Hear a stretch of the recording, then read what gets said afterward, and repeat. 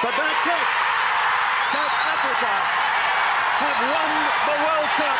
You think you already know the greatest Rugby World Cup final moment? England's drop goal, Mandela's jersey, Black Fern's chaos? Sure, but what if I told you the list isn't so obvious? What if the women's finals produced just as much drama, and sometimes even more? Today we're diving into 8 legendary World Cup final moments. Men's and women's, no mercy, no bias. Just pure rugby history. From last-minute kicks to political history, miracle subs to chaotic lineouts, these are the stories that defined rugby's biggest stage. Stick around till the end because we want you to decide the greatest final moment of all time. Once you've seen them all, let us know in the comments which is your favourite, or if you disagree with our selection. Jonny Wilkinson's Wrong Foot winner, 2003.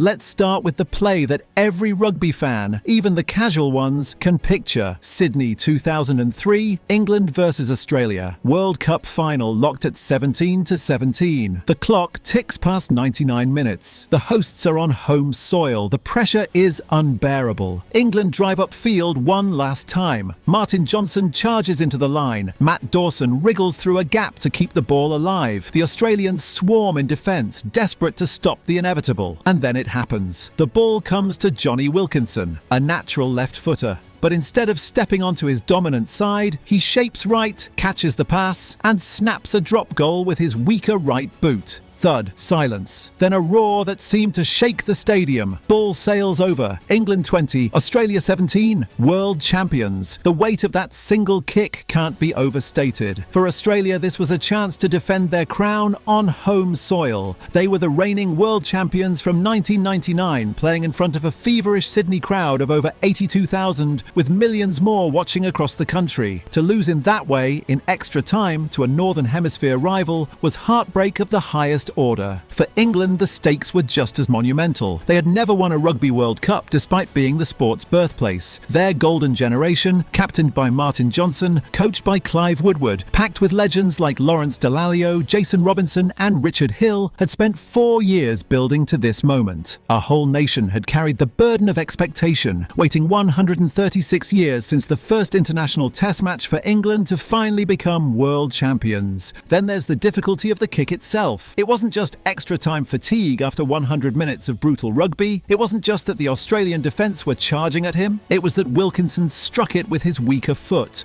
the side he almost never used under pressure. In that split second, he produced rugby's ultimate walk-off play. The legacy? That one swing of the boot immortalised Jonny Wilkinson and etched England's name into history. It remains the most replayed, most iconic finish to any Rugby World Cup final. The perfect marriage of skill, drama and destiny.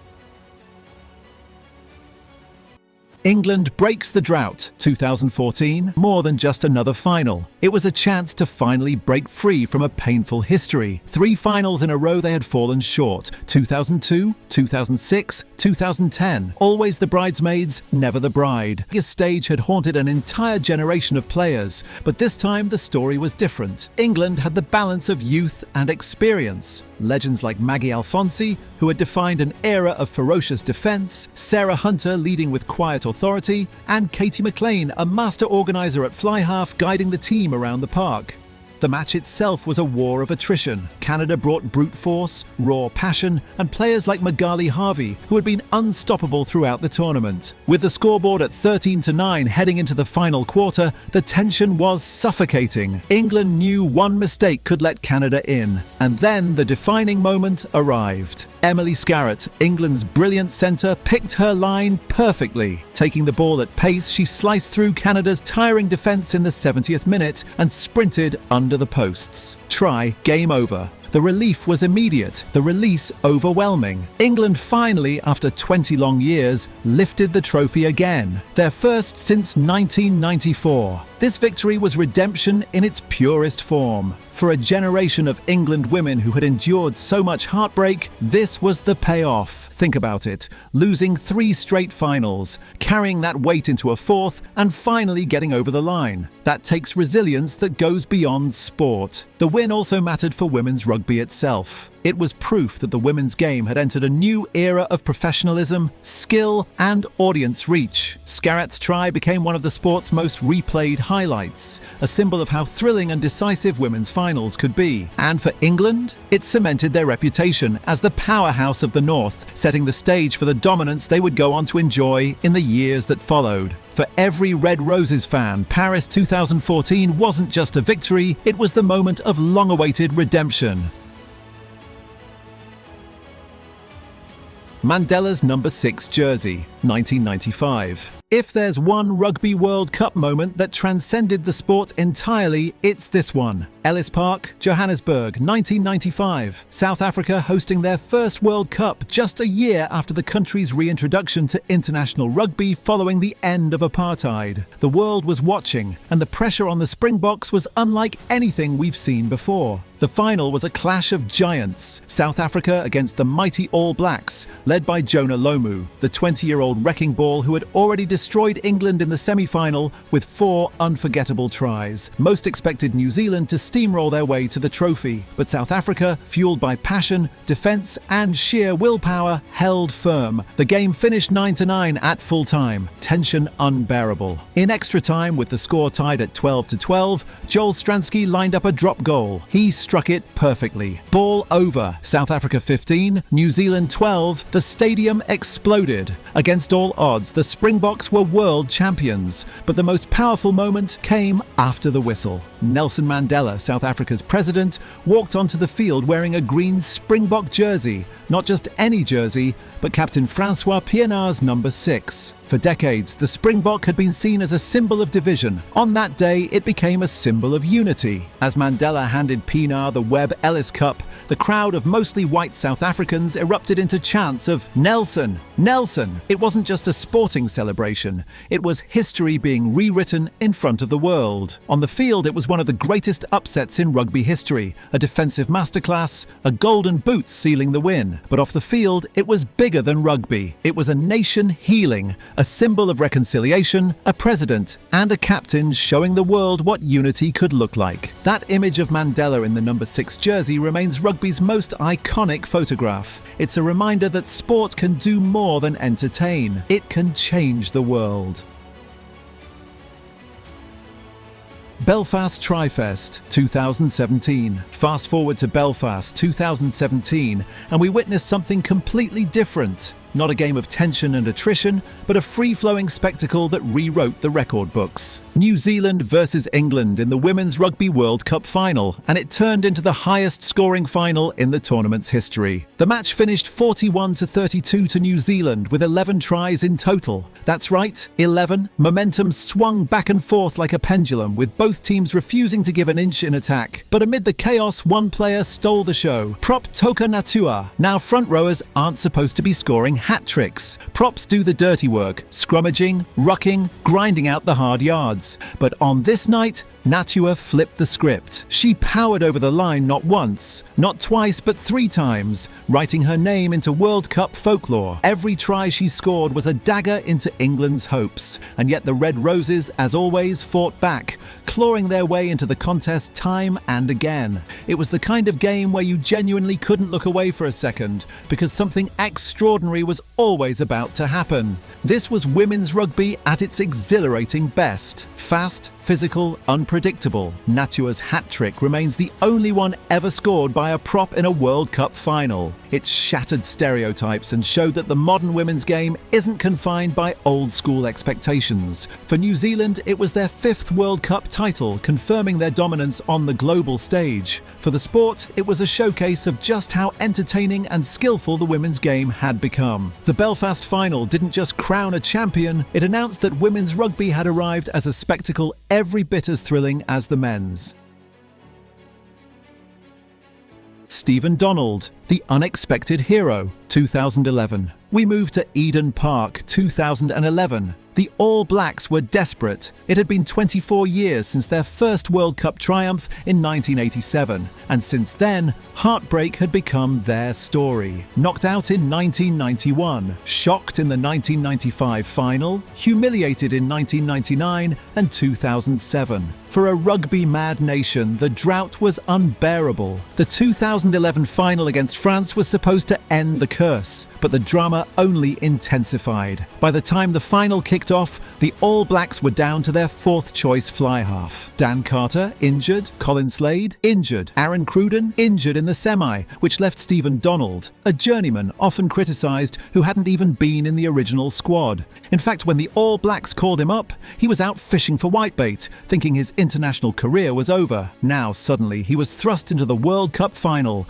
the biggest stage of all. Early in the second half, with New Zealand clinging to a narrow lead, Donald was handed the ball to take a penalty, the weight of a nation on his shoulders. If he missed, France would smell blood. But he steadied himself, struck it clean, and the ball sailed through the posts. 3 points. The game ended 8-7. That kick was the difference. This was destiny twisting in the most unlikely way. Stephen Donald, Beaver as he's affectionately known, went from being a nearly man, a player often mocked by the public, to the ultimate saviour. His kick ended a 24-year drought and delivered the All Blacks their long-awaited second title. It was the ultimate rugby fairy tale. A man who thought he'd been forgotten became the hero who etched his name into history. For every underdog, every overlooked player, Donald's story is proof. Sometimes the game writes scripts Hollywood wouldn't dare. The line-out steal heard round the world, 2022, staying at Eden Park, this time for the 2022 Women's Rugby World Cup Final, a match that redefined what the women's game could be. A record-breaking 42,500 fans packed the stadium, the biggest crowd ever for women's rugby. The defending champions New Zealand faced England's Red Roses, who came in riding a jaw-dropping 30-match unbeaten streak. They were overwhelming favourites, the most dominant side in women's rugby history. Even after going down to 14 players when Lydia Thompson was red-carded in the first half, England still controlled the game through their unstoppable rolling maul. As the clock wound down, England trailed 34-31, but earned a line-out just 5 metres from the try line. This was their weapon. They had scored 27 maul tries during the tournament. Everyone in the stadium knew what was coming. One more perfect throw, one more drive, and the Red Roses would surely take the crown. But then came the moment. As the ball went up, Black Ferns lock Jonangan Wu rose like she'd been lifted by destiny. She timed her leap perfectly, snatched the ball out of the sky, and turned England's dream into heartbreak. The final whistle blew seconds later. New Zealand had held on. This was women's rugby's most dramatic finish ever. A single play decided the fate of the final, and it came down to one act of sheer athleticism and timing. For New Zealand, it was another chapter in their dominance. For England, it was agony, proof that even perfection for 30 straight games can unravel in a single instant. But beyond the result, the moment marked a breakthrough for the sport. The roar inside Eden Park, the images of players collapsing in tears, the world watching, it showed that women's rugby had arrived as a truly global spectacle.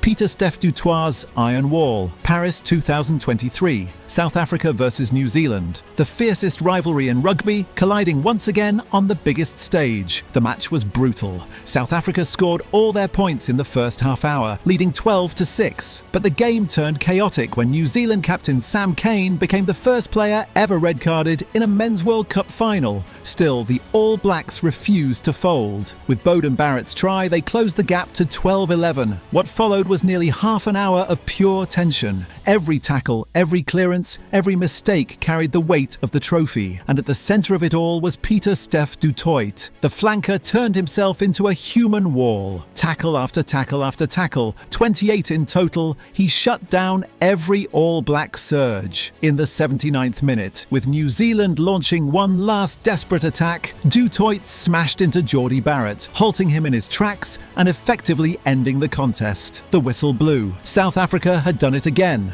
their 4th World Cup, the most of any nation, and Dutoit was rightly named man of the match. This wasn't about flashy tries or dramatic kicks. It was about grit, defence, and one man embodying the spirit of the Springboks. Dutoit's 28 tackles weren't just statistics. They were body blows that broke New Zealand's momentum again and again. In a final defined by chaos and controversy, Du Toit's performance was a reminder that sometimes the greatest moments aren't spectacular attacks, but relentless resistance. South Africa's 2023 triumph cemented them as the kings of World Cup rugby, and Du Toit's Iron Wall will be remembered as the foundation of that crown. The birth of the All Blacks legend, 1987. Finally, we go back to where it all began. Eden Park, 1987, the very first Rugby World Cup final. New Zealand against France. The All Blacks had been favourites from the start, and they delivered a performance that set the standard for every champion to follow. They ran in tries through Michael Jones, David Kirk and John Kirwan. Their style of rugby, fast, physical, unrelenting, captured the imagination of fans everywhere. The defining moment came in the 73rd minute, when captain David Kirk dived over the line to score. It sealed a 29-9 victory, and more importantly, it gave the brand new tournament its first great image. A captain holding the Webb Ellis Cup aloft in front of a packed stadium. That try, that celebration, was the birth of a tradition. Before 1987, the Rugby World Cup was just an idea. After Kirk lifted the trophy, it became the holy grail of the sport. Every team since then has measured themselves against that moment. The All Blacks set the benchmark, and the Rugby World Cup became the ultimate proving ground. It wasn't just a tournament anymore, it was rugby's crown jewel, and that's our countdown of the greatest Rugby World Cup final moments. From game-winning kicks to history-defining steals, each one proves this sport does more than crown champions. It inspires nations and unites people far beyond the pitch. But now I want to hear from you. Which moment hit you the hardest? And what do you think will be the defining moment of 2025? Drop your thoughts in the comments below. If you enjoyed the video, hit like, subscribe and share it with a mate who loves rugby. Thanks for watching, and remember, in the World Cup, history can change in a single play.